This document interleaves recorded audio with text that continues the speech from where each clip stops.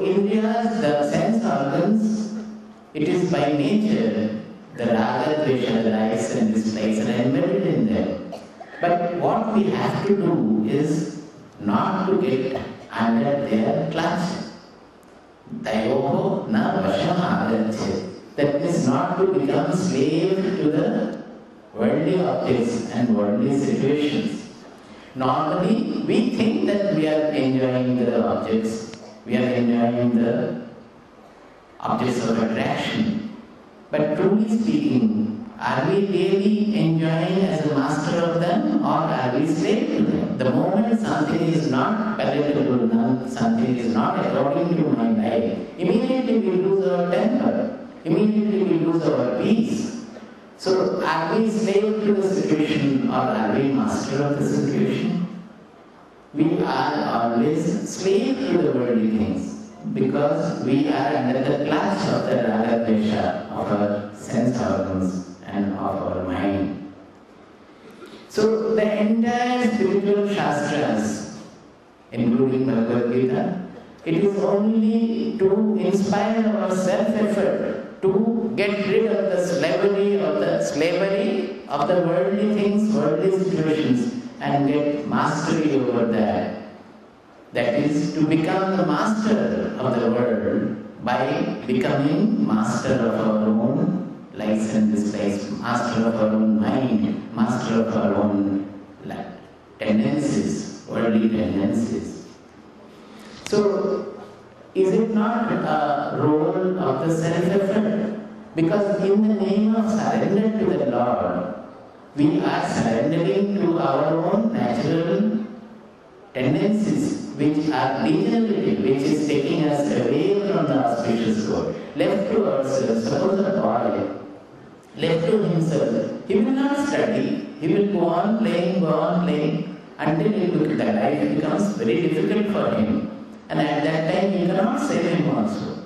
So, the parents will have to force the boy to undergo the discipline of learning the letters, learning the grammar, learning the language, learning mathematics and so many other things. By himself, the boy will not like to learn. By nature, he is given to playing tendencies until it becomes difficult for him. So suppose the discipline given to the child follows and finally he learns the literature well.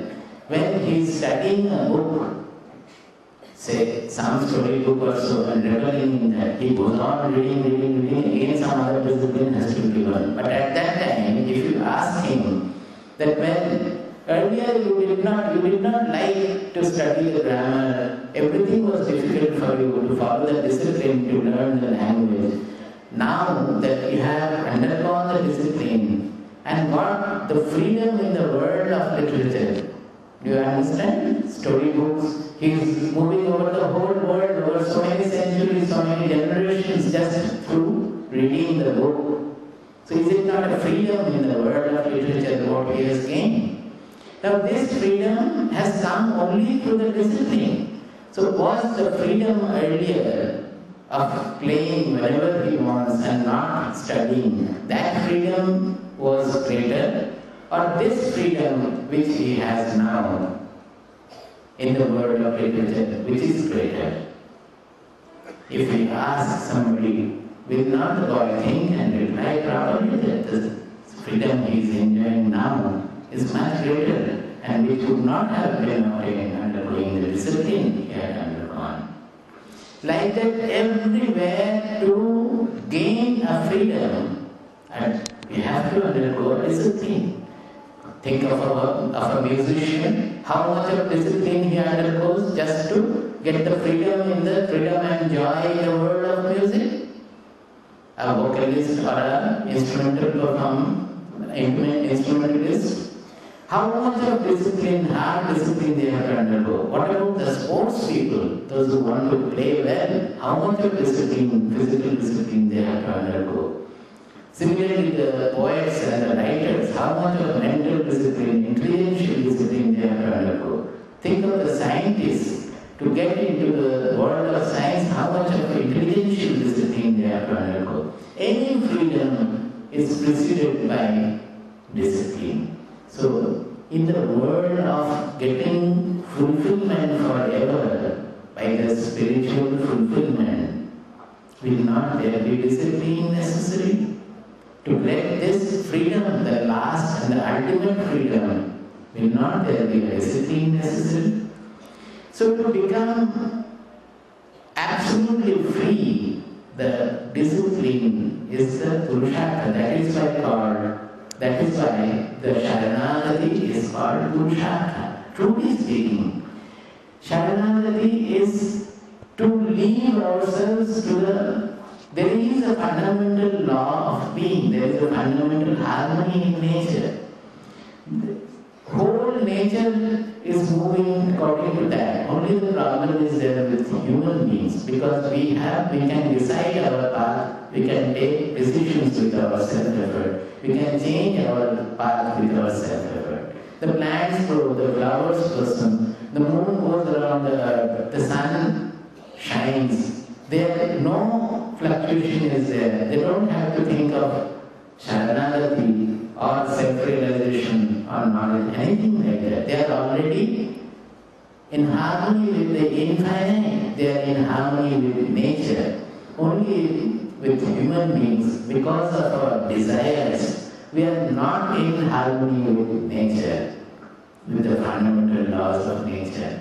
So the desire takes us away from the fundamental harmony, and to overcome the hold of the desires, the clutch of the desire, to get free from the clutch of the desires, we need self-effort. So the self-effort, that is why the Sharanagati, or ultimately completely surrendering ourselves to this fundamental harmony of nature. To do that, we have to eliminate all the desires. The Purushartha is necessary for that. And that is the highest and the greatest Purushartha. That is why it is called Panchama Purushartha, or the fifth Purushartha, the last Purushartha. When we leave ourselves completely in harmony with the law of nature, we call it in tune with the infinite. When we become in tune with the infinite, then we can say that we have surrendered to Lord. Before that, we cannot say, we can try to surrender. So, finally it becomes the knowledge that we come to know that we have nothing to do here. The nature, through its gunas, they are functioning everywhere, as they are functioning in the plants, functioning in the animals, functioning in all over the earth. The nature has given birth to my body, and through the body, mind, intelligence, and even self-effort, all those are only the functions of nature, the three gunas of nature.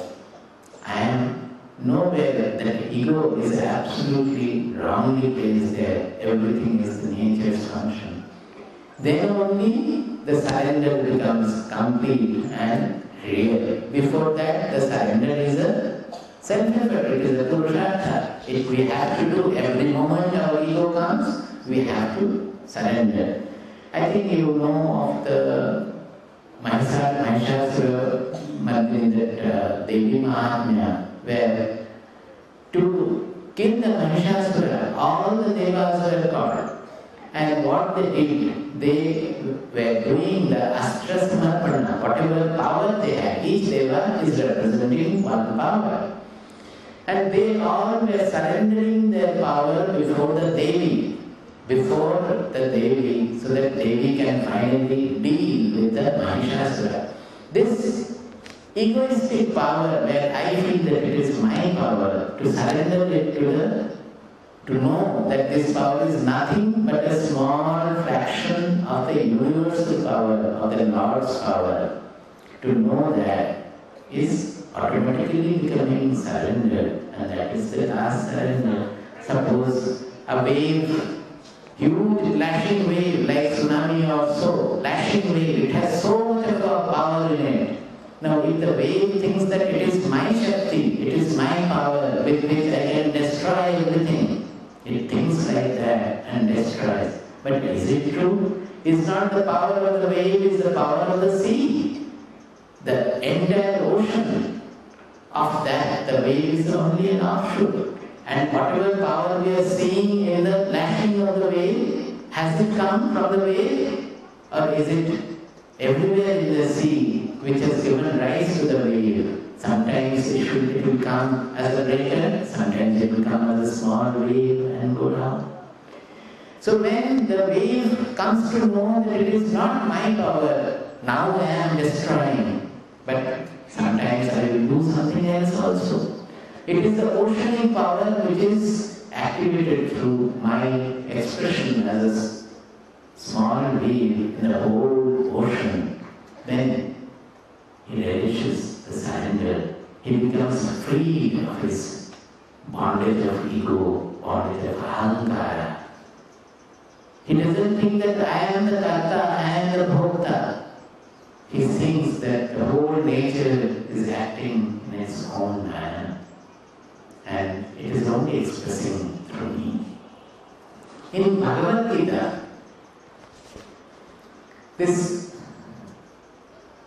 to get rid of this, initially, Krishna has given so many methods. He says, Uddhareta Atmananam, that you have to lift your own being by yourself. How do you do it? Because normally, as I said in the earlier verse, the senses are always under the clutch of the objective situation and the objects in the world. And tied to them is the mind. So, whatever the senses like, the mind also gets colored by that, and mind also follows that. And correspondingly, the link to the mind is the intelligence. The intelligence also cleverly thinks how the senses can be gratified, how the mind can be satisfied. And according to that, it guides the mind and the senses. That is what our life goes on. Bhagavad Gita says that no, this is not the final fate. The intelligence which is normally tied to this worldly situation, worldly attraction and repulsion, that has to be tied to the soul, from where the viveka buddhi, the discrimination is coming, which is our real identity. In our heart, everybody has the inner voice of the soul, because we are that. That is our real identity. So when we are doing something wrong also, don't think that I don't know that I was doing wrong. In the inner voice is always telling us that if you do this, this will happen, this is wrong. You are constricted in this, you are partial, you are selfish in this. It is saying, but our attraction of the senses and the mind, it is bound so much by the attraction and repulsion that we disobey the inner voice and we follow the attraction and repulsion of the senses and the mind. So the intelligence has to be trained to listen to the inner voice, to the viveka buddhi, which is always coming from the soul, which is our own identity. We think that the soul is bound by our body-mind complex. It is not so. The soul is only one and universal. The moment we get to that identity, all troubles go, because all the desires and the corresponding activities, they come from our own thinking that I am limited by the body-mind identity. That smallness about ourselves, that creates all the problem. So Bhagavad Gita says that finally we have to deal with this raga dvesha. Even suppose from the scriptures we know about Brahman, we know about the soul, we know about the truth, but the mind does not get relieved of its problems because the mind remains still haunted by raga dvesha. However, we may say that my Lord is everywhere in everybody. The moment somebody stands in front whom I dislike, immediately I am overwhelmed with the wave of dislike. If he says something good also, we are not able to take it. And if the person we like, he says something wrong, we follow it, we are ready to take it. So, we are always trapped by this likes and dislikes. So where is the soul gone and where is the Lord gone? The Lord is in everybody. So why am I blaming somebody or hating somebody, and why am I over-clinging to something or somebody if the Lord is everywhere? So, truly speaking, we have not established the Lord in everything in the world at all.